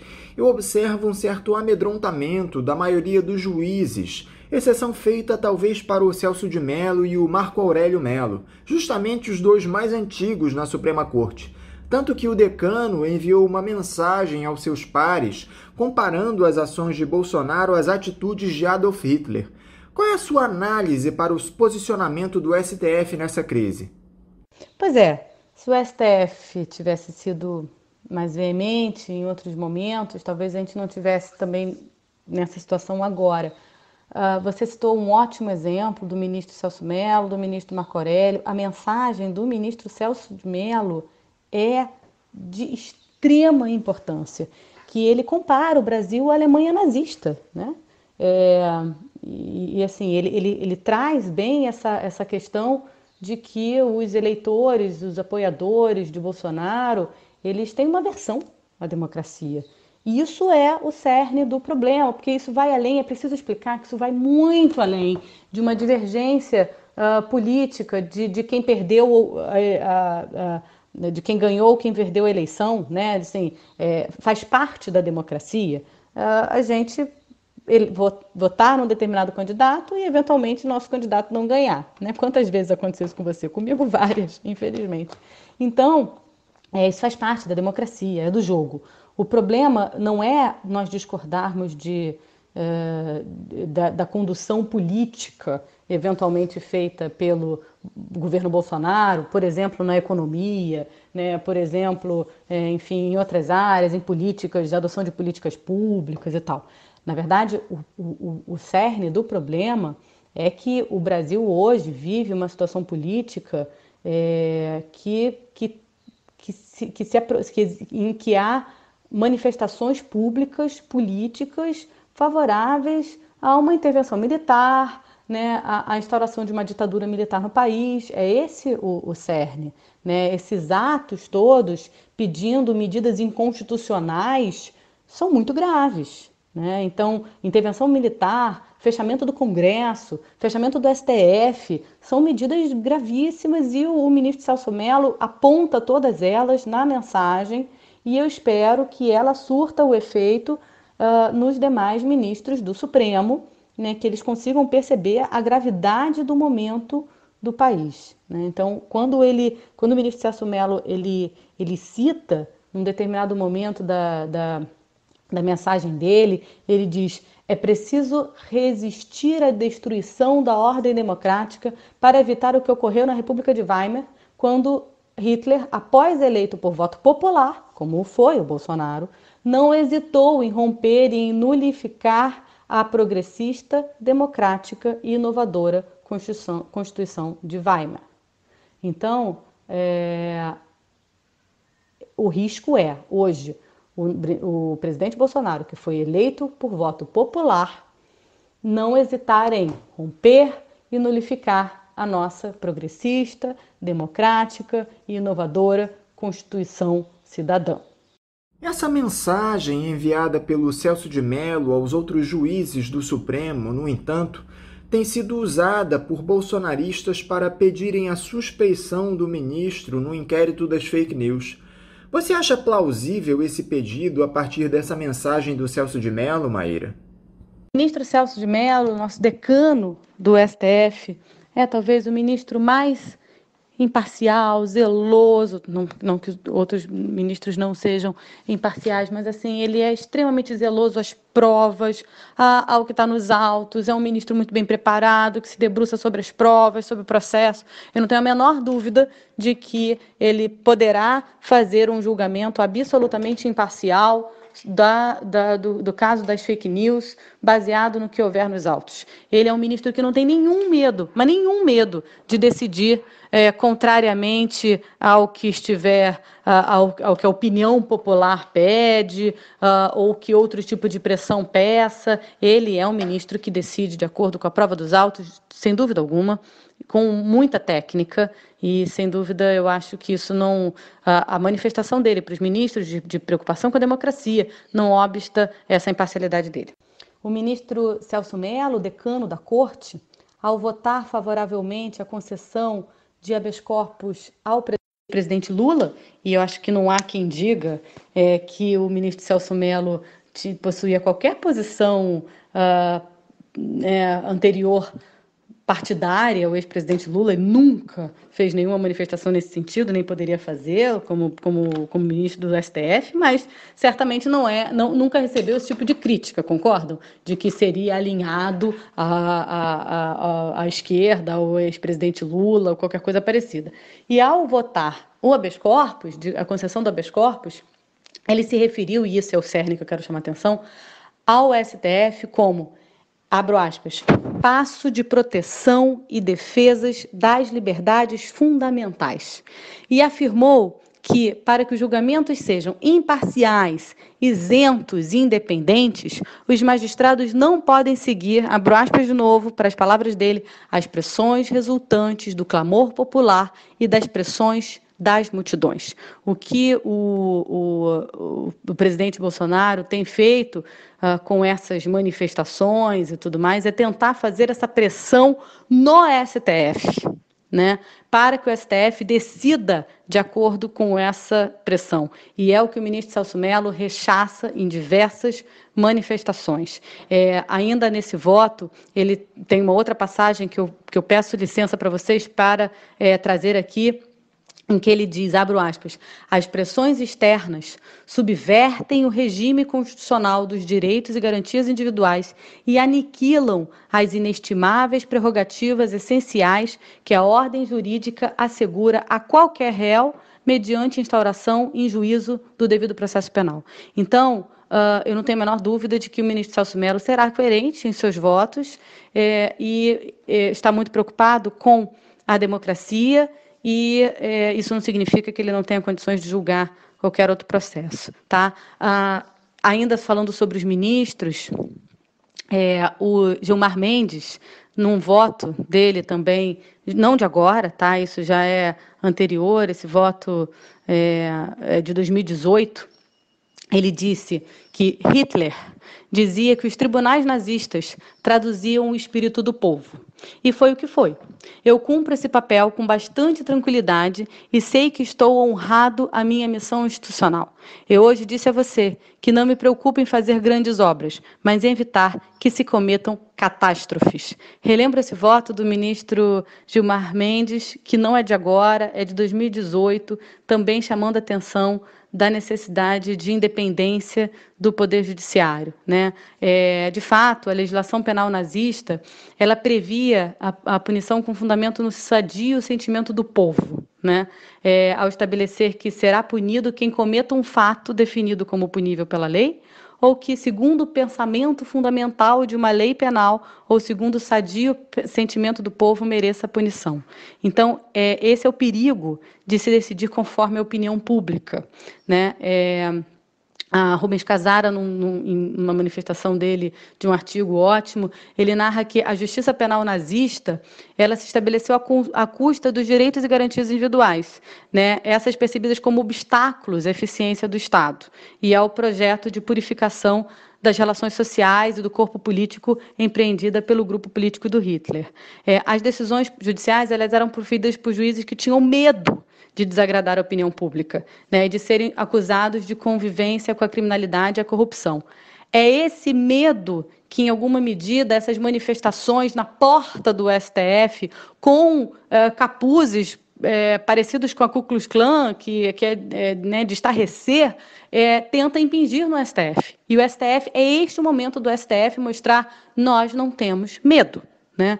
Então, é fundamental que o STF saiba que eles não podem decidir de acordo com esse tipo de pressão, né, esse sentimento do povo, que nem é de todo o povo, porque esse não é o meu sentimento, né, e que não encontra esse tipo de pressão, não encontra respaldo no Estado Democrático de Direito, né. A única voz que deve ser ouvida pelos ministros do STF é a voz da Constituição Federal, com todos os seus princípios, garantias e direitos fundamentais e sociais, sobretudo considerando-se a posição central que ela ocupa no ordenamento jurídico nacional. Esse é o cerne, essa deve ser a preocupação do STF no momento, e é por isso que nós, juristas, estamos dando nosso apoio à independência do STF e manifestando nossa preocupação com as tentativas de violação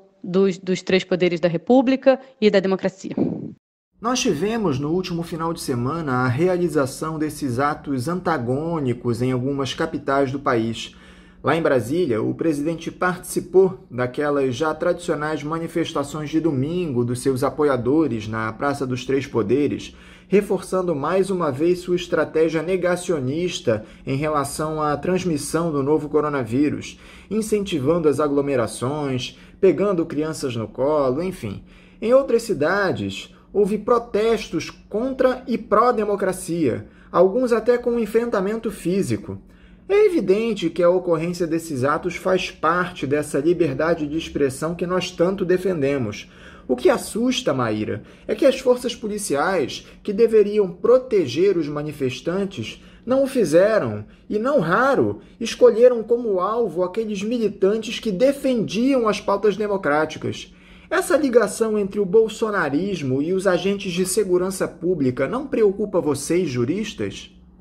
Olha, toda vez que eu vejo o presidente da República com esse descaso com a disseminação do coronavírus no Brasil, eu penso em todas as famílias que perderam pessoas para essa doença. No momento, no Brasil, nós temos mais de 30 mil mortos, é um número muito alto. Eu conheço famílias que perderam pessoas queridas, pessoas muito próximas de mim também, que eu chorei a morte à distância, porque nesse momento nós sequer podemos fazer um velório, fazer um sepultamento como essas pessoas mereceriam. Então, é de uma irresponsabilidade, de uma crueldade, sabe? Brincar com uma coisa tão séria, brincar com mortes, né? Brincar com doença, né? É de uma falta de sensibilidade, é de de uma falta de postura que toda vez que eu vejo esse descaso com a disseminação do coronavírus no país, com o descaso com o que diz a medicina, com o que diz, né, com a Organização Mundial de Saúde, com a experiência dos outros países para lidar com o tema. Certamente, se nós não tivéssemos tido essas manifestações do presidente lá atrás, nem no início, né, com manifestações com ele presente, etc., talvez nós não tivéssemos tido uma disseminação dessa tão alta, talvez pudéssemos ter também contido um pouco melhor, se nós tivéssemos uma presidência da República alinhada com os governos do Estado, com os municípios, com uma política una, né, para todos os entes da federação, nós não tivéssemos no quadro que estamos. Então, eu considero grave demais, dá vontade de chorar, sabe, porque realmente mais de 30 mil pessoas que morreram para o coronavírus não são números, né? São pessoas com famílias, são pais, são mães, são filhos, e o mínimo, mas o mínimo que se esperaria de um presidente da República seria respeito a essas mortes. O Bolsonaro fala o tempo inteiro em armar a população para que ela possa se defender. Mas está muito claro que a intenção dele é equipar essas milícias, esses grupos paramilitares que o apoiam. A bancada da bala no Congresso é grande e agora o Bolsonaro comprou aqueles deputados do Centrão com o famoso toma lá da cá. No ano passado, o presidente foi derrotado no parlamento ao tentar modificar o Estatuto do Desarmamento. Sua proposta foi desidratada pelos congressistas. Você acredita que agora o ex-capitão do Exército possa ter sucesso em uma nova tentativa de mudar as regras para o porte de armas no país? Olha, eu espero fortemente que ele não tenha sucesso nessa tentativa dele do armamento, né? Porque,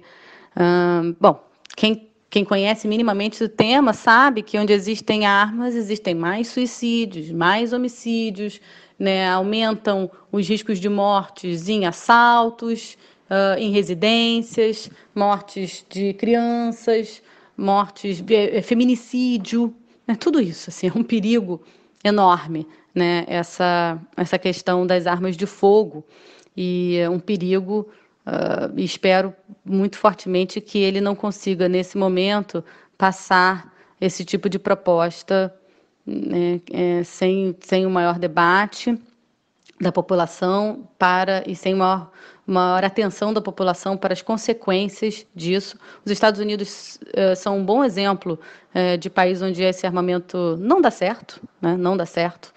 E eu acho que a gente precisaria realmente também dar um pouco mais de visibilidade a essa discussão. Sem dúvida, talvez até a imprensa possa ajudar um pouco mais nisso, né, para chamar atenção para essas taxas de suicídios, de feminicídios, de mortes em assaltos, e o perigo disso, que, sem dúvida alguma, essa proposta de armar a população, ela, sem dúvida, deve ter um outro objetivo por trás, que não é o de proteger a população de modo algum, né? Até porque esse armamento, de fato, não protege quem usa. Ao contrário, aumenta o risco de quem usa as armas de fogo. Ainda mais sem conhecimento, né? As chances de vários estudos, o ISER, que é o Instituto de Estudos da Religião, ISER, tem uma pesquisa muito interessante sobre isso. Eu não me lembro o ano, mas é antiga já, eu chutaria que é dos anos 2000, mas que permanece perfeitamente atual, talvez esteja disponível no site do ISER, em que o Inácio Cano pesquisou diversos roubos no estado do Rio de Janeiro e concluiu que quando a pessoa estava armada, o risco dela se ferir ou ser morta era maior do que se ela não estivesse com uma arma de fogo, né? Porque ela iria tentar reagir e essa tentativa de reação poderia causar mais risco de morte a ela. Eu recomendo, para quem se interessar pelo tema do armamento, procure essa pesquisa, que faz tempo que eu li, mas que eu achei incrível, interessantíssima, e que mostra um pouco do risco de uma política de armamento da população. Gravíssimo. E, claro, o que você trouxe, o risco para as milícias e tudo mais, aí é ainda maior, né? Nós temos um problema gravíssimo de milícias do Brasil, e já faz tempo que a gente lida com isso, e sem uma política muito efetiva para acabar com a milícia no país. Isso é um outro papo que eu acho que a gente não vai conseguir ter agora, mas que é gravíssimo e perigosíssimo. Sobre armas, não tem a ver com armas propriamente, mas tem a ver com violência, né? A gente precisa um perigo desse discurso de armamento, um discurso de a população tem que se defender, é que ele acaba levando para um discurso também muito grande de aumento da violência, né? E isso é muito perigoso.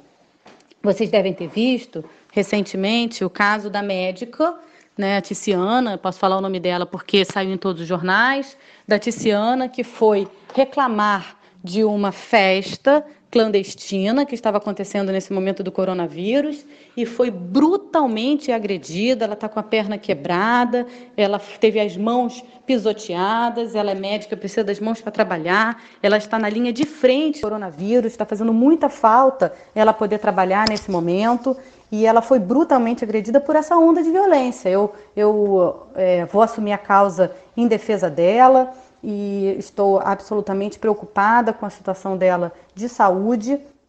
Ela ficou muito machucada, uma moça de 50 quilos, não mais do que isso, até menos, super pacífica, que foi reclamar de uma festa e saiu de lá extremamente machucada. Então veja a onda de violência, né, como é grave, como é perigosa. Outra evidência de que nós vivemos práticas que não são compatíveis com uma democracia é esse número assustador de mortes de jovens negros, né? 75% das vítimas de homicídio no país são negros. Então eu presto aqui agora minha homenagem ao João Pedro, ao Iago César, ao Rodrigo Cerqueira, enfim, a tantos jovens que morreram por conta de políticas de segurança pública que, ao invés de salvaguardar vidas, acabam produzindo mortes. Então, também é outro dado aí que a gente precisa não esquecer e não relativizar e não achar que é normal numa dita democracia. Para encerrar, Maíra, dá para vislumbrar uma reviravolta nesse cenário de ameaça à nossa democracia? Como é que você avalia os próximos capítulos nesse nosso intrincado cenário? Como nós vamos sair dessa, Anderson? Olha, tem uma frase de Shakespeare que diz, que eu gosto muito de citar para essas questões, que ela fala: atiramos o passado ao abismo, mas não nos inclinamos para ver se estava bem morto. O nosso passado ditatorial, ele está aí batendo a nossa porta. Ele não está bem morto, ele não foi morto, nós atiramos lá ao abismo, mas ele está super vivo, querendo voltar. E se nós realmente não nos unirmos em defesa da democracia, nós vamos ser surpreendidos pela volta de um regime ditatorial. Regime que meu pai viveu, que, enfim, tantas pessoas que eu conheço viveram e que nós não queremos que volte de modo algum.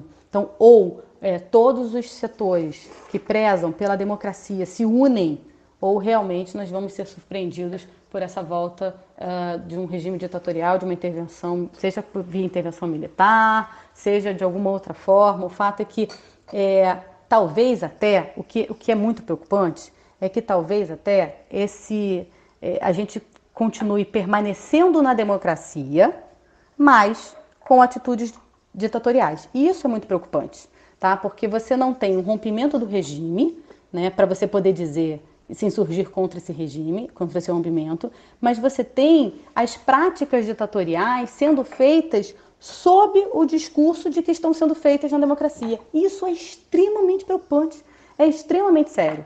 Quando você tem as próprias instituições, né, sob ameaça, e você tem o risco de que determinadas práticas sejam feitas com o aval de determinadas instituições, isso é extremamente perigoso, né? Eu até tenho dúvidas se haveria, nesse momento, de fato, se teria-se coragem de, nesse momento, fazer um rompimento via intervenção militar, de fato. Mas isso não obsta que sejam feitas práticas ditatoriais no momento da democracia. E isso acontece mesmo, sabe? E na verdade acontece há tempos, tá? O que a gente pode estar vendo agora é o aumento delas. Mas é uma prática ditatorial, é uma prática que foi utilizada na época da ditadura militar no Brasil, por exemplo, é essa que a gente está careca de saber, que é feita nas favelas do Rio de Janeiro, em que a polícia entra na favela com o pé na porta, sem mandato, e aí prende, né, as pessoas, revira a casa inteira, e faz isso há tempos sem que nada seja feito sob o regime de democracia, né? E, obviamente, a revelia de um Estado de Direito. Então, nós temos várias práticas. Outra prática que é feita desde a época da ditadura militar e que nunca acabou no Brasil, por exemplo, é a prática de tortura como método interrogatório. Significa que acontece em todos os lugares? Evidente que não. Mas significa que não acontece em nenhum lugar do Brasil? Também não, porque não à toa, todas as vezes que a ONU vem ao Brasil para fazer inspeções, ela coloca nos seus o Subcomitê de Prevenção e Combate à Tortura, né? Toda vez que vem ao Brasil, coloca em seus relatórios que o Brasil precisa acabar com as políticas de maus tratos e tortura no país. Então, agora, enquanto conversamos aqui na rádio, pode ter certeza, tem alguém que está sendo investigado com método investigatório sobre tortura em algum lugar do país, em alguma delegacia desse imenso Brasil que tem dimensões continentais. Tá? Então, a gente precisa realmente ter muito cuidado para que essas práticas ditatoriais elas não aumentem mesmo sob o cenário de uma democracia. Tá? Então, esse é o meu medo maior. É por isso que a gente precisa aumentar o nosso alerta sobre a necessidade de defesa da nossa Constituição Federal e do nosso regime democrático em todos os poderes. Maíra Fernandes, muito obrigado por novamente estar conosco aqui no Faixa Livre. Eu desejo a você um bom dia e deixo aqui o meu abraço. Anderson, muito obrigada pela disponibilidade do convite. É sempre um prazer estar com vocês. Um momento de muita preocupação. Parabéns ao Faixa Livre por trazer esse debate, por trazer esses temas. Espero que a gente consiga realmente se unir nessa grande frente ampla em defesa da democracia e que realmente ela seja efetivamente respeitada em todos os poderes da República. Porque, como eu disse agora há pouco, na minha última resposta, esse tipo de golpe pode vir das formas mais sutis e que não sejam necessariamente como foi o golpe de 64, né? Pode ser de formas mais sutis e aos nossos olhos. Então, a gente não pode deixar isso acontecer de braços cruzados. Contem comigo sempre e vamos nos unir em defesa da democracia e do Estado democrático de direito, da nossa Constituição cidadã e de todas as nossas conquistas dos últimos anos. Um abraço. Conversamos aqui com a advogada criminal e uma das signatárias do Manifesto Basta, Maíra Fernandes. Agora vamos encerrando a edição de hoje do Faixa Livre, convidando a vocês para amanhã, a partir das 8 da manhã, estarem ligados aqui na Rádio Bandeirantes 1360 AM para mais uma edição do programa. Um abraço a todos vocês e até amanhã.